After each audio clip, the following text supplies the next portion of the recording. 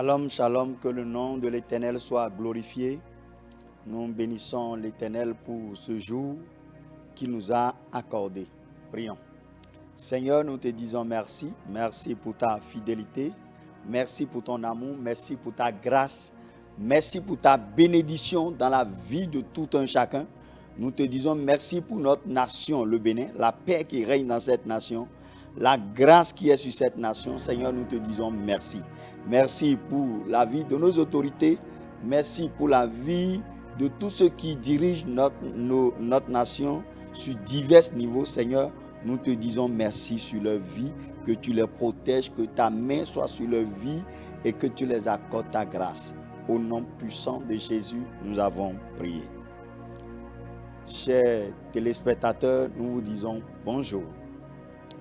Ici, c'est apôtre Ferdinand Gouton, la destinée. Nous bénissons l'Éternel et le thème de notre méditation, c'est « Je ne suis pas d'accord ». Est-ce que tu peux dire « Je ne suis pas d'accord » ? Oui. Nous avons l'habitude de dire « Je ne suis pas d'accord » au moment que il y a des divergences dans les opinions. Au moment que on ne veut pas accepter quelque chose. Au moment qu'on décide de refuser une parole adressée par quelqu'un et une situation, c'est en ces moments qu'on dit « Je ne suis pas d'accord ». Est-ce que tu peux dire « Je ne suis pas d'accord » ? Oui, ce mot est un peu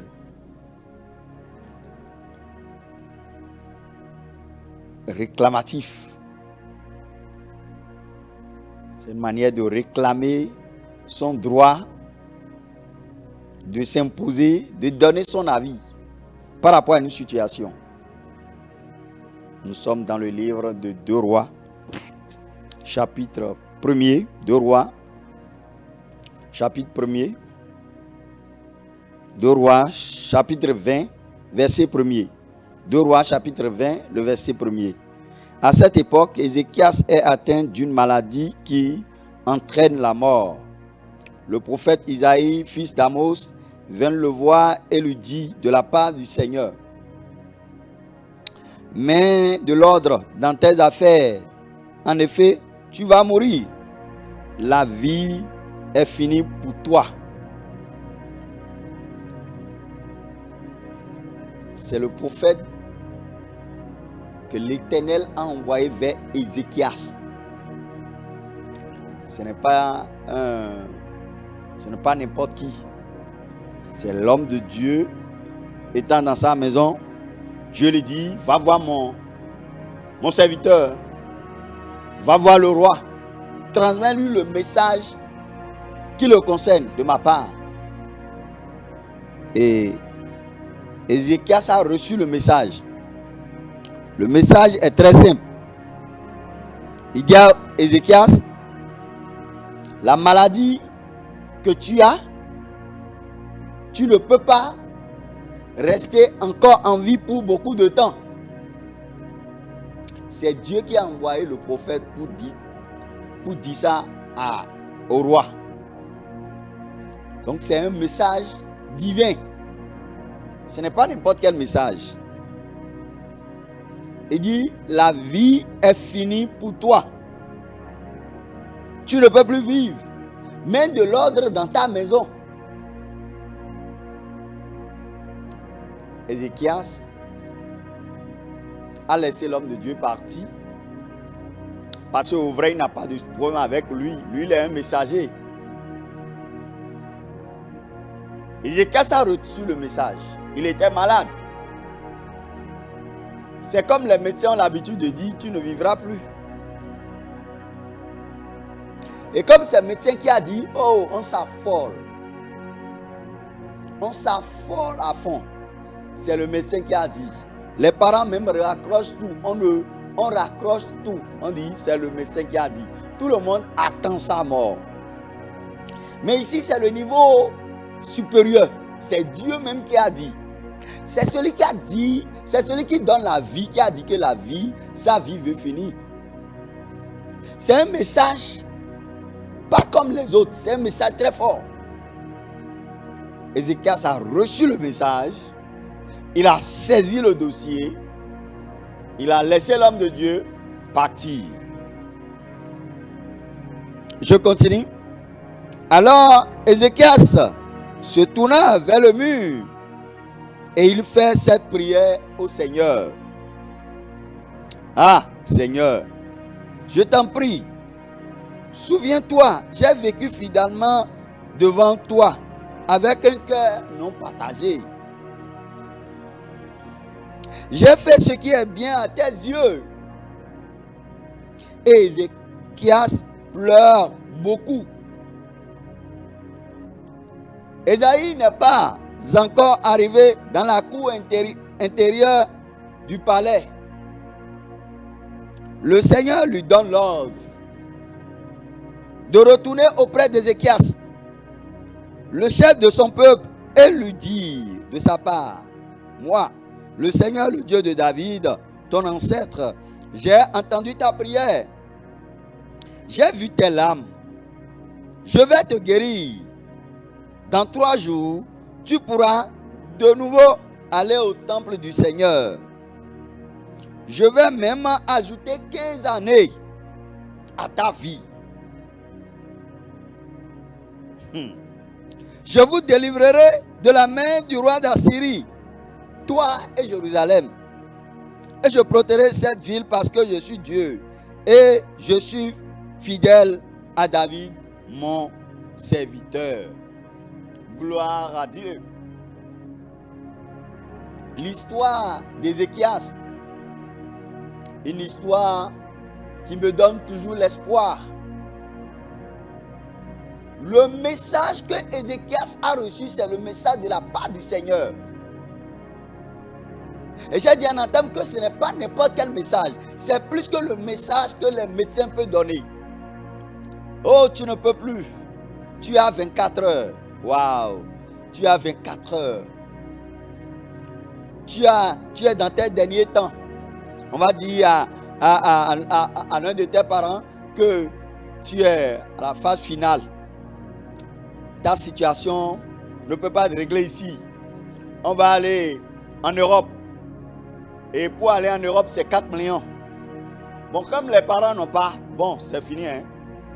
On attend sa mort. On n'a plus d'autres alternatives. C'est ce message qui est venu vers Ézéchias. Il était au lit, il était malade. Et Dieu a confirmé sa mort. Ézéchias a saisi le dossier. Il est parti dans la présence de Dieu et étalé le dossier.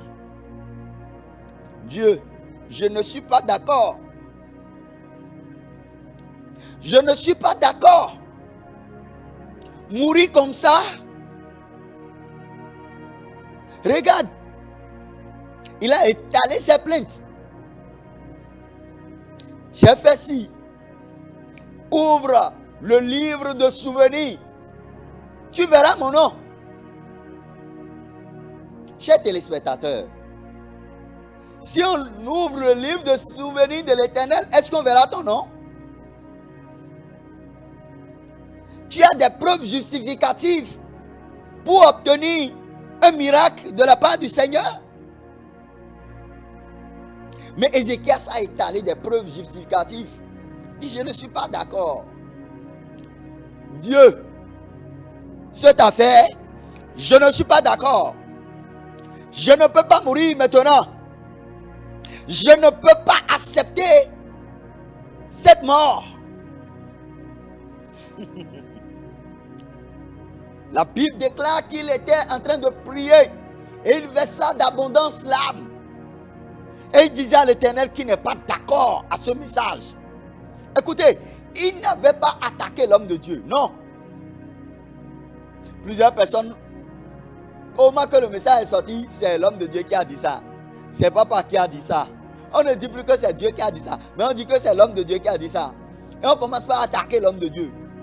Non, le problème, ce n'est pas l'homme de Dieu. Le message vient du Seigneur.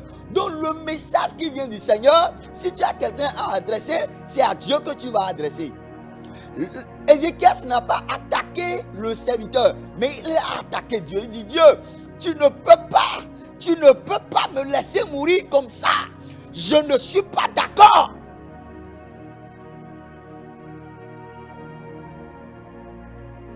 Et Dieu a reçu les plaintes d'Ézéchias. La Bible dit, sa prière était si rapide que l'homme de Dieu n'a pas encore quitté le palais. Et Dieu le retourna, va dire à mon serviteur, je l'ai exaucé. Je l'ai exaucé. Il ne mourra plus. Je vais le guérir. Je vais le rétablir en 3 jours.